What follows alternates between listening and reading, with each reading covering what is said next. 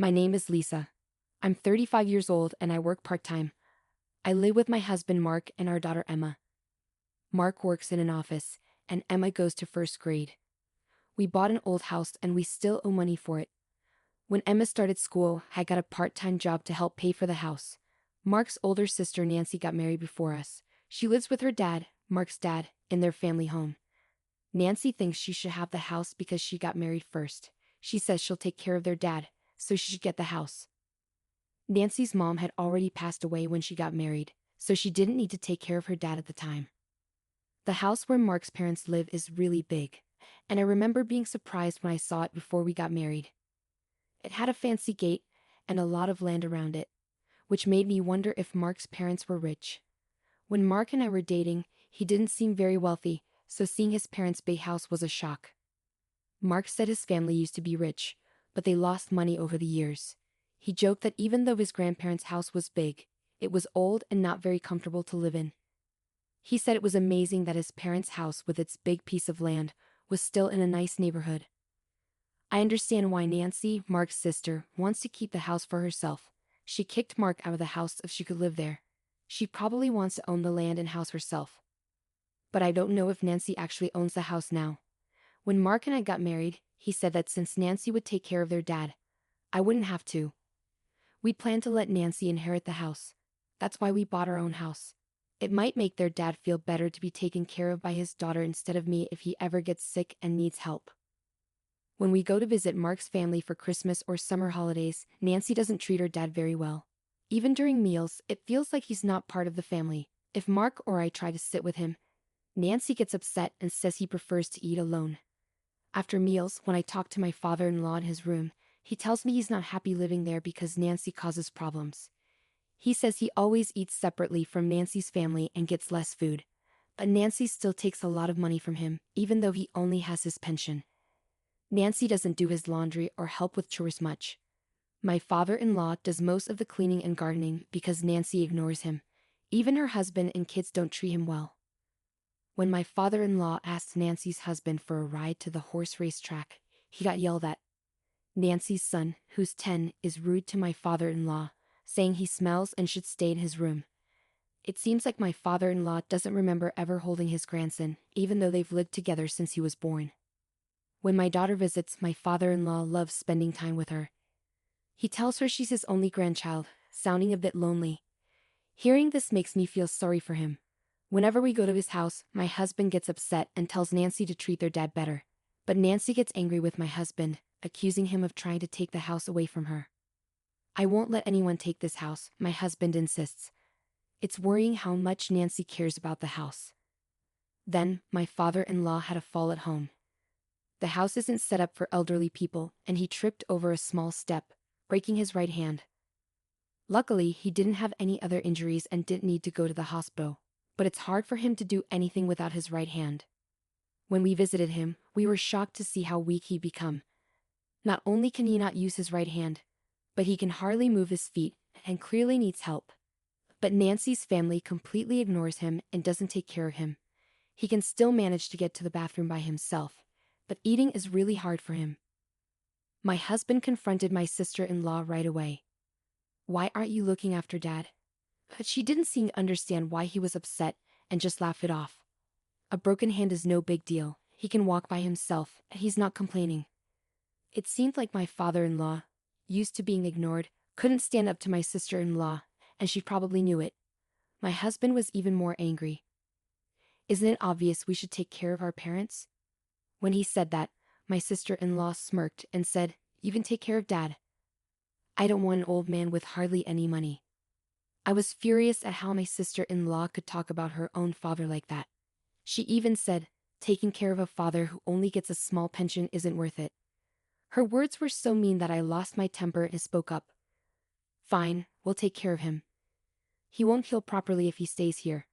My husband agreed, and we decided to take my father-in-law and leave his house right away. While we were packing up my father-in-law's things, my sister-in-law started saying we couldn't have the house just because we were taking care of Dad. She cared more about the house than her own father and didn't have much else to say. My husband brushed off her comments, saying, "Don't worry, I already bought a house. I don't need this one. Do whatever you want with it." My sister-in-law seemed relieved to hear that. Even as we were getting ready for my father-in-law to move, my sister-in-law and her husband didn't help. Instead, they were mostly interested in checking if there were any valuable items among his belongings. They were probably relying on his pension, but with him leaving, that would stop. They hoped to find something valuable they could sell for cash, but they didn't find anything valuable. When my father-in-law left his house, my sister-in-law and her family didn't bother to say goodbye. They were very cold-hearted. When my father-in-law arrived at our house, he seemed much happier as he played with my daughter. He was like a different person compared to when he was living at his old house. We let him stay in a room that we weren't using, but because the move happened suddenly, we couldn't make any preparations. If we had known earlier, we could have done some renovations, like installing handrails and removing steps. I said to my father-in-law, feeling sorry that we weren't fully prepared, "I'll install the handrails later." To my surprise, my father-in-law also apologized. "I'm sorry for making you worry. I wonder if $200 million will be enough to take care of me and my horses." I couldn't help but laugh. Was my father-in-law making jokes now? He seemed much happier since moving in with us. "Horses?" I chuckled, knowing it was unlikely. "I'm not sure how much it costs to take care of horses, but taking care of you will probably cost more." I couldn't understand why my father-in-law brought up horses, but his joke seemed way over the top, like something a wealthy person might say. But when I saw his worried face after my response, I started to worry too. He asked, "Does taking care of a person really cost that much?" "All I have left is $200 million. Looking at his serious expression, I realized he wasn't joking earlier. I panicked and tried to explain that my previous comment was just a joke. $200 million is more than enough. It's actually too much. I rushed to my husband to ask about the horses and the $200 million. He was just as confused, but then he remembered something about his grandfather being a landowner. "Remember how I told you my granddad was wealthy? Maybe Dad used to own horses." My husband and I decided to talk to my father-in-law to get the full story. It turned out that he had been owning horses for years, and his trips to the racetrack were actually to check on his own horses, not to bet. He had kept this a secret from his family, so my husband and his sister had no clue about it. Now, with his broken hand and thinking about his future, he worried that if he mentioned owning horses and having $200 million in assets, his daughter and son-in-law might demand it all. He got concerned when I mentioned making home modifications, thinking it might trigger their demands. That's why he decided to tell me about his horse ownership and finances. Understanding the situation, my husband reassured his father, saying, "I'm not sure how much it costs to take care of horses. If you've got $200 million, you should be okay. We'll handle your caregiving expenses, so don't worry about it." His confident words reassured me too. After checking with the person who had always looked after the horses, we made sure there wouldn't be any issues, and we'd put the horse matter to rest. Now that I knew my father-in-law was quite wealthy, I started to see him in a different way. I couldn't help but think that his daughter, who had kicked him out despite his wealth, would regret it once she found out the truth. The idea of her regret brought me some satisfaction. Since my father-in-law moved in with us, our lives had changed. It was busy juggling my part-time job and taking care of him, but my husband helped, and we managed. Having my father-in-law at home brought a new companion for my daughter, and he seemed happier too. His walking had improved since he moved in, and even though we hadn't finished the home modifications yet, he could walk slowly with a cane. Although his broken hand hadn't healed yet, he was practicing eating with his left hand. In his old home, my father-in-law didn't move around much because his nephew would complain whenever he left his room. Even when he tried to go to the racetrack, his son-in-law would seem annoyed. This lack of activity might have contributed to his muscles weakening and his fall. On sunny days, he enjoyed going for walks with my daughter. I had been so focused on my father-in-law's recovery that I hadn't thought much about my sister-in-law. However, 3 months after my father-in-law moved in with us, my sister-in-law called in a panic. "Is Dad there? If he is, get him on the phone right away." But at that moment, my father-in-law was out for a walk with my husband and daughter. When I told her that, she got even angrier. "You knew, didn't you? You knew that house was rented. That's why you took Dad to cause problems for us." I was confused by what she said. She seemed to be suggesting that their house was rented, but she had always boasted that it was theirs. While it might still be in my father-in-law's name, calling it a rented house didn't add up. As I struggled to respond, my sister-in-law became even more upset. Some man claiming to be the landlord of our family home showed up, saying I'm behind on rent and that I need to either pay up or leave. I was even more confused when she mentioned the landlord of the in-laws' home. Shouldn't it be my father-in-law? Did he go to collect rent for my sister-in-law? Just then, my father-in-law returned, so I quickly explained the situation and had him answer my sister-in-law's call. With a hint of anger in his voice, my father-in-law spoke to the daughter who had driven him out of his own home. Weren't you told that the house was rented? That house belongs to the company where my father was the CEO. I've been paying the rent until you kicked me out.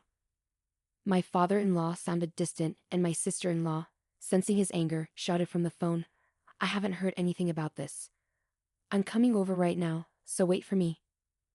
About 30 minutes later, my sister-in-law and her husband arrived, looking flushed and surprised to see my father-in-law walking on his own. But there were bigger issues to address as my sister-in-law erupted once more. I thought the land and house belonged to you, Dad. Did you deceive me? My sister-in-law's husband asked. All that aside, can you please pay the rent? If you don't, we'll be kicked out of the house. My father-in-law laughed it off. Why should I pay rent for a house where I'm not living? After you guys kicked me out, don't you think that's a bit too much to ask? Unable to respond to my father-in-law's reasonable statement, my brother-in-law fell silent. This time, my sister-in-law began to speak. Dad, were you planning to make us struggle from the beginning? You seem far more energetic than when you were living with us, even though you pretended to be injured. To address my sister-in-law's strange accusation, I intervened. That's because he's been doing rehabilitation exercises every day, working on walking, and practicing using his injured hand for eating. My father-in-law chimed in, reinforcing my words. I actually think being kicked out by you guys was a blessing. Since I came to live with Mark, we all eat together, and I'm never made to feel like a nuisance. Upon hearing this, my sister-in-law and her husband fell silent, their jaws clenching shut. Then, right on cue, my daughter came and unwittingly revealed my father-in-law's true status. Grandpa, your horse is going to race in the next horse race, right? My father-in-law grinned and replied, yes, it'll be in this Sunday's race. Why don't we go watch it together? My daughter happily dashed off, but my sister-in-law and her husband seemed to grasp the significance of this. They hastily asked my father-in-law, Dad, do you own a horse? Are you a horse owner? My father-in-law replied, a smug look on his face. I stayed silent because I knew if I mentioned money, you'd try to take it. And I know talking about horse racing always makes your husband frown. With that, my father-in-law's previously cheerful demeanor turned serious. His intimidating expression sent shivers down my spine. And as he began to speak slowly, the tension in the room intensified. I no longer consider someone like you, who disrespects your own father, as my daughter. I knew you only moved in with me for the inheritance. Caught off guard by my father-in-law's stern words, my sister-in-law was visibly stunned. With the final blow, my father-in-law declared, you won't get a single cent of my inheritance. Upon hearing this, my sister-in-law appeared shocked and stumbled backward. Her husband, who had been trying to support her, looked defeated and left the room. The rent for my father-in-law's house was a hefty sum, and it was impossible for my sister-in-law and her husband to afford it. So inevitably, they had to move out. I had no idea that my parents-in-law's house was rented, and my husband didn't know either. He later confirmed it with his father. After moving out, my sister-in-law, who had been spending money recklessly without worrying about rent, suddenly found herself in a financial crisis. Their spending habits were hard to break, and they started relying on credit cards to make ends meet, which only resulted in mounting debt. I heard that my sister-in-law and her husband, unable to rely on my father-in-law anymore, moved to her husband's parents' house. But I'm not sure what happened after that. Meanwhile, things have been going well for us since we started living with my father-in-law. My father-in-law, who had previously broken his hand, healed well, and his legs and hips became stronger to the point where he could do everything on his own. He's now so energetic that he goes jogging with my daughter.